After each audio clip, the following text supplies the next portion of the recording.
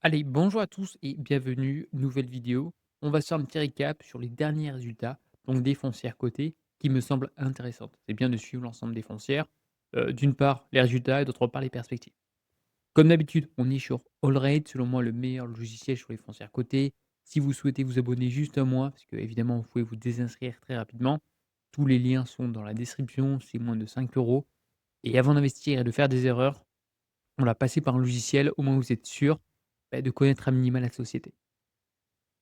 On revient sur les fondamentaux. On s'était arrêté le 27 octobre. J'avais fait déjà une première vidéo, sur les foncières donc précédentes concernant les résultats et là, on va reprendre pour ce 27 octobre donc 2025. Concernant les résultats, je vais me concentrer principalement sur les sociétés qui me semblent intéressantes à titre personnel. Si vous avez des sociétés qui vous intéressent, n'hésitez pas à le marquer dans les commentaires. On va commencer par Alexandria. Alexandria, j'ai déjà tourné 2 vidéos sur cette foncière. C'est, la foncière la plus importante de mon portefeuille à ce jour et j'ai également, écrit donc, 2 articles sur ce sujet, enfin plutôt 2 documents conséquents et en fait, on est sur donc Patreon. Patreon, c'est là où je vous transmets gratuitement, l'ensemble de mes analyses entre guillemets «un petit peu plus poussées». Que sur YouTube, sinon la vidéo va durer plusieurs heures. Donc là, on a quasiment 20 pages sur le marché en life science sur Alexandria.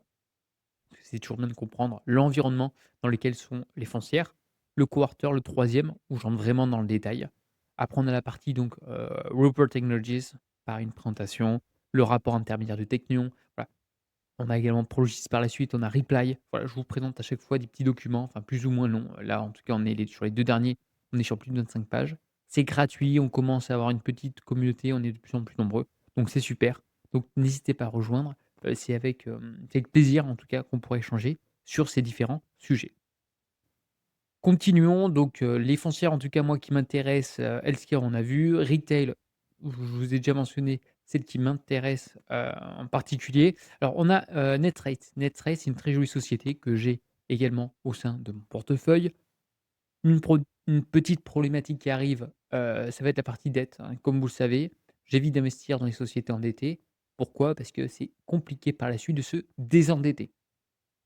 Mon maximum, c'est à peu près 45 fois. Voilà pourquoi c'est une société que à suivre sur le prochain quarter. Si elle dépasse en tout cas les 45 et que la dette au EBITDA augmente, je vais devoir en tout cas, arbitrer et vendre ma position, hein. Encore une fois, j'ai des critères qui sont définis et que je respecte. Alors, il y a certaines fois, je peux encore une fois, éviter, certains critères parce que pour X ou Y raison, mais dans ce cas-là, au niveau dette, dette au EBITDA, dette aux assets, si c'est trop important, je sors de cette position malgré que ça soit une très jolie société. Encore une fois, c'est ma propre perception et c'est mes propres critères. En aucun cas mes propos sont des conseils en investissement.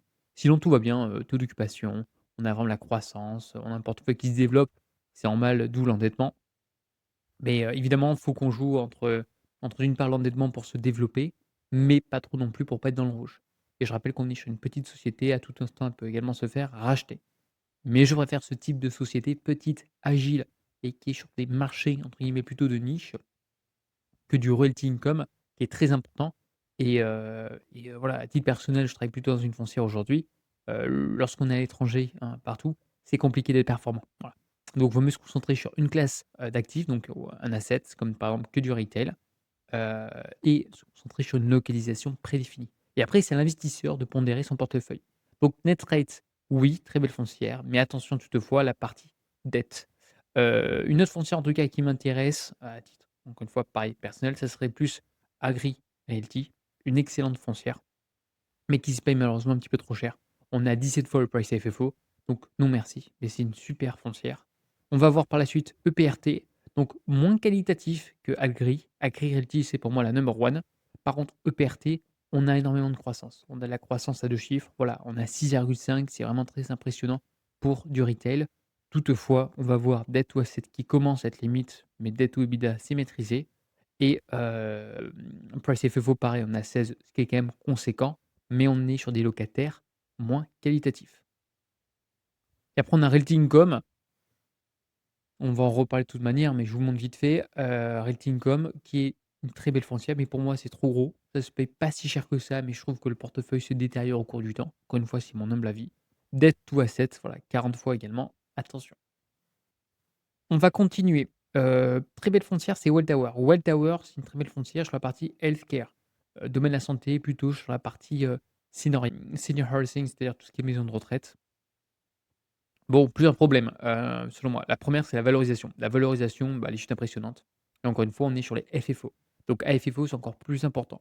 Pourquoi on paye aussi cher? Parce qu'il y a la croissance, ça va avec. On a une très, très grosse croissance sur 15 quasiment, mais ça se paye beaucoup trop cher. En revanche, la partie dette, parfait. En revanche, la partie donc largest tenant, bon, c'est quand même assez important avec, un seul locataire.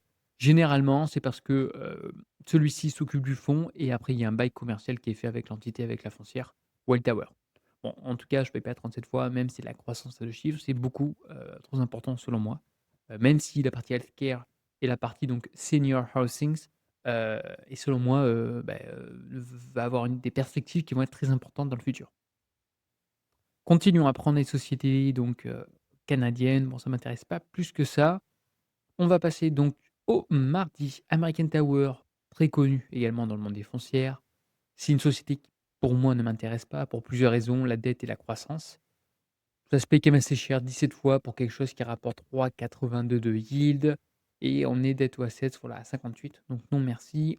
On dépend évidemment de, la partie mobile de, comment je pourrais dire ça? De preneurs, de locataires, dans la partie, forfait comme Orange, Bouygues, SFR, vous m'avez compris et la croissance aujourd'hui commence à être limitée. On a une croissance qui est un peu plus faible et puis on est déjà très, très gros, hein, voilà, donc ça m'intéresse pas plus que ça en tout cas cette société.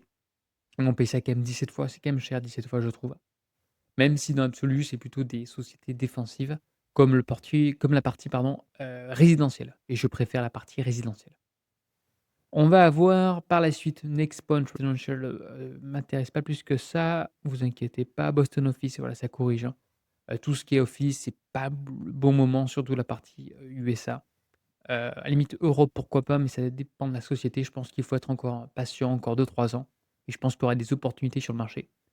Mmh, continuons, Equity Residential, c'est pas mal, mais il y en a d'autres qui vont m'intéresser davantage. Continuons, ouais, voilà, on va voir Office, ça corrige, -11, c'est quand même catastrophique, hein. Ouais, celle-là m'intéresse. Eventrust, j'en ai déjà parlé, très belle société, on est sur du retail, c'est plutôt retail park, hein. Donc assez intéressant. Market cap, on est sur une mid de 2 milliards plutôt petit. Heu, Pareil, c'est ce que j'aime parce qu'il y a quand même de la croissance. On paye ça quand même un peu cher, en toute honnêteté, 15 fois, c'est le core, FFO, c'est pas le AFFO. P/E ratio, on est bon. On a la croissance, très bien 3,5, debt to asset, c'est maîtrisé. Occupancy, on est bon. Largest tenant, on est très, très bien. Le seul problème, c'est que je trouve que ça se paye un peu cher. On va regarder ça sur Fastgraph. Voilà, sur Fastgraph, ça se paye quasiment 19 fois le price FFO, ce qui est beaucoup trop cher, hein et je préfère encore une fois avoir du Agri Realty à ce prix-là. Mais voilà, je pense que c'est une société en tout cas à suivre, pour ma part, qui m'intéresse compte tenu des fondamentaux. La partie logistique est vraiment pas mal, là, très, très belle performance, hein, 21, c'est quand même super. Mais là, on est sur une petite entité. Qu'est-ce que je peux vous dire d'autre? Non, pour ma part, il y a vraiment que cette boîte-là, pour l'instant, qui m'intéresse. On va continuer avec le mercredi. Mercredi, il y a un peu plus de valeur qui m'intéresse, voilà. On va voir donc, American Homes, foncière que j'ai également dans le portefeuille, très belle foncière dans du retail. Les fondamentaux sont super, ça se paye quand même un peu cher, mais encore, il y a quand même de la valeur. Tout est bon et on a vraiment de la croissance entre 4 et 6. C'est une excellente valeur que j'aimerais renforcer, et qui se paye un peu cher, mais bon, ça reste du résidentiel. On ne mélange pas donc les price AFFO en fonction si c'est du retail ou si c'est par exemple du résidentiel. Le résidentiel par nature se paye cher. Voilà. Là, on a 19 fois. 19 fois, c'est pour moi la plus belle foncière, du moins, en résidentiel aux US. 19 fois, ça commence à être intéressant, en price FFO. Donc pourquoi pas renforcer cette position? Heu et en tout cas, d'après Passgraph, on sera en tout cas sous-évalué sur cette foncière et les fondamentaux sont très bons. Donc voilà, moi, c'est une foncière que j'aimerais bien renforcer. Évidemment, dans le résidentiel, il y en a d'autres qui sont, qualitatives. Moi, ce que j'aimais regarder sur la partie résidentielle, c'est la partie average rent, c'est-à-dire le loyer moyen. Là, on a 2003, c'est pas mal. C'est pas du premium, premium, premium. On est sur quelque chose du, on va dire, du, moyen plus. À côté de ça, on a par exemple une je crois que c'est la plus grosse foncière, dans le résidentiel. On va voir Avalon Bay, qui celle-ci donc déjà est, 2 fois plus grande, que, AMH. On reparlera par rapport à la valorisation. Bon, le dividende, pour moi, il est sûr, rien à redire. Attention toutefois, dette to assets, c'est 40. Généralement, elle fluctue, voilà, elle touche avec cette limite. Voilà, 41, on redescend, on remonte pour quand même garder la croissance. En revanche, elle a corrigé en 2020-2021, ce qui n'était pas le cas pour AMH. Donc j'estime qu'elle est un petit peu moins qualitative. Ceci étant, on a vraiment des loyers qui sont quand même plus importants que sur, AMH. On va voir également donc d'autres sociétés, Equinix. Equinix, très belle valeur. On est sur du data center, donc c'est quand même à la mode aujourd'hui, c'est quand même à la mode.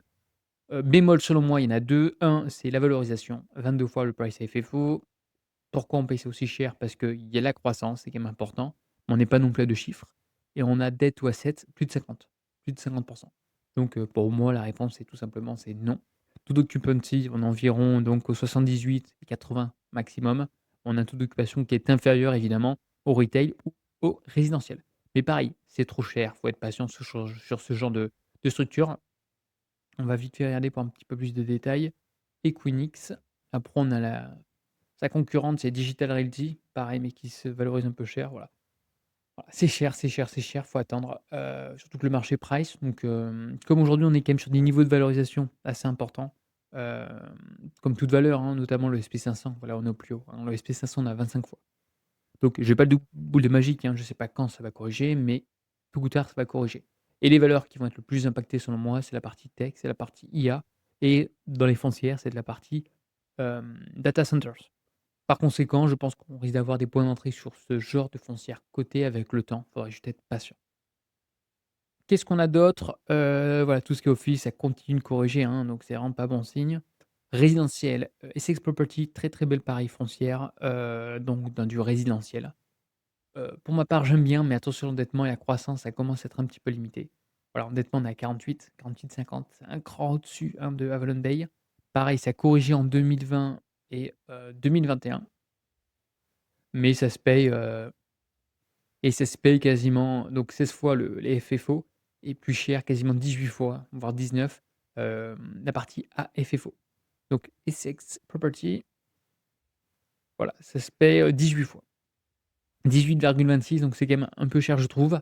Bon, on est quand même sur des points qui sont pas si mal que ça, hein. Dans le passé, on a touché cette zone-là à partir de, 2023, à peu près 2024, une autre à peu près en 2020 et sinon, si on redescend, c'est en 2010. Après, on a eu une très, très forte ascension parce qu'on avait des taux qui étaient plutôt faibles et la plupart de l'immobilier s'est fortement apprécié. Donc ça peut être un point d'entrée, attention, ça va toujours baissier, il faudrait, analyser graphiquement cette foncière. N'oubliez pas qu'on peut rentrer quasiment à 16 fois au plus bas, hein. Donc on peut attendre patiemment. 16 fois, ça peut être une très jolie affaire sur ce genre d'entité. Et je vous ai pas montré tout à l'heure, Avalon Bay, mais bon, c'est la même chose, hein. Dans l'absolu, c'est des foncières qui évoluent de la même manière. Voilà, c'est même davantage corrigeant, on paye ça 17 fois. Donc très belle entité, on a touché au plus bas, c'était 17 fois. Donc ça peut être intéressant, sur Avalon Bay, pourquoi pas, d'ouvrir une petite ligne et potentiellement, bah, on peut davantage corriger. Mais un price FFO de 15, je pense que voilà, ça peut être une très jolie option sur du long terme. Continuons, on a la partie tout ce qui est stockage qui est pas mal.